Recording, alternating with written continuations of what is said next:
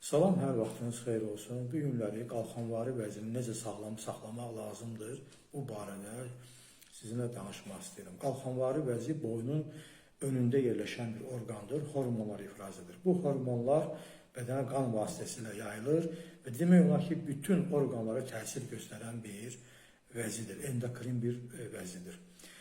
Ona görə də əgər qalxanvari vəzidə hər hansı bir patologiya əmələ gələrsə, mərkəzi sinir sistemində, mədə-bağırsaq, ürək-damar sistemində, digər orqan və sistemlərdə dəyişiklik, bu və ya digər dərəcədə dəyişiklik baş verir. Xalq arasında əsasən qalxanvari vəzi zob adı ilə məşhurdur. Lakin qalxanvari vəzinin fəaliyyətinin azalması, hipertireoz qalxması, hipertireoz, düyünlərin əmələ gəlməsi, xərçəng xəstəliklər və digər və s. patologiyalar da burada ola bilər.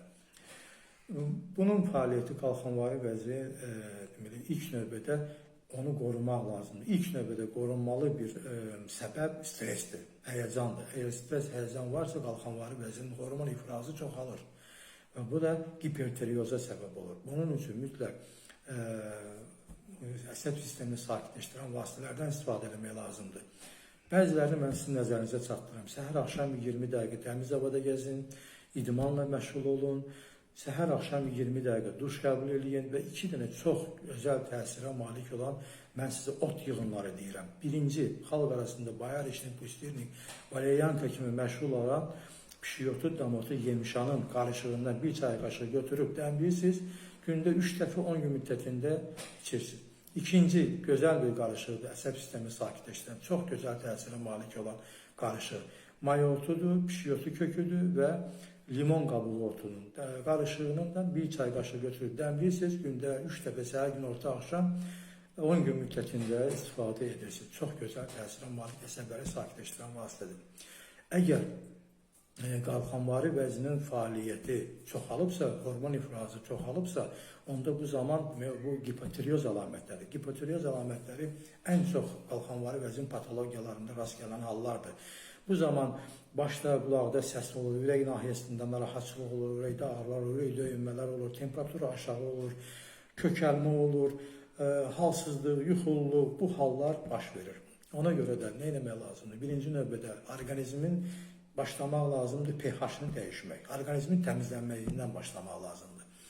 pH 7,5, yəni tuş mühit 7,5 saxlanmalıdır. Tuş mühiti qələvi mühiti keçirmək. Bu da səbəb nədir? Yediyimiz əti, kalbasanı, sosiskanı, qızarmış yeməkləri, unu, çörəyi yığışdırırıq.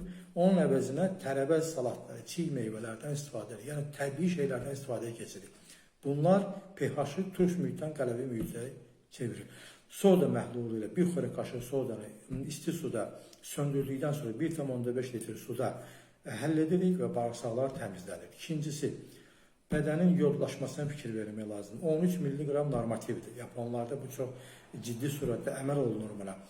13 mg bədənə yod daxil olmalıdır hər gün. Bunu dəniz məhsulları ilə etmək olar. Bunu lüqol məhlulu götürüb sulu xörəyə 5-6 damcı əlavə etmək olar və sair üsullarla.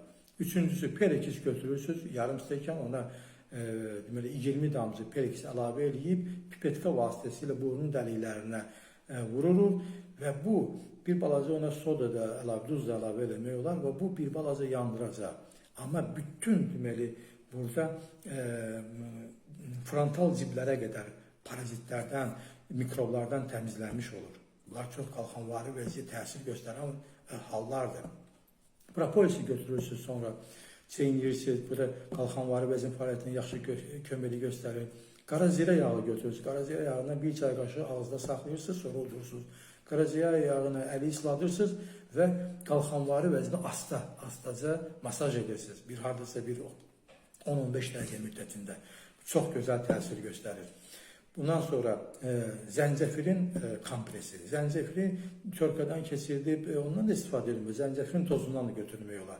Bir xörək qaşığı zəncəfil tozu, bir xörək qaşığı isti su qarışdırırsınız.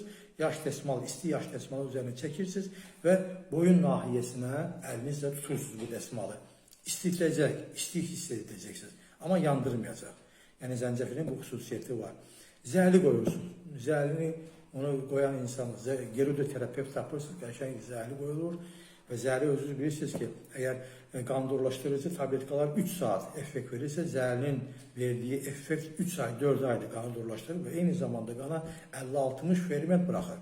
Bu da qalxanvari vəzin fəaliyyətinə çox gözəl təsir göstərir.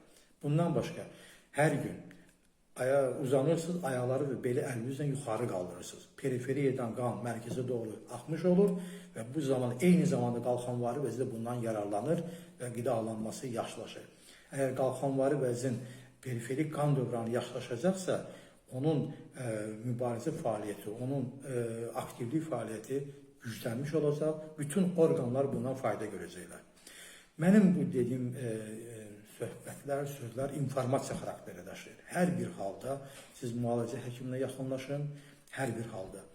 Mənə ilə məsləhətləşmək istəyirsinizsə, onda telefonumun WhatsApp nömrəsi ilə əlaqə saxlaya bilərsiniz. Hamınızı can sağlığı arzulayıram, özünüzə müvayət olun.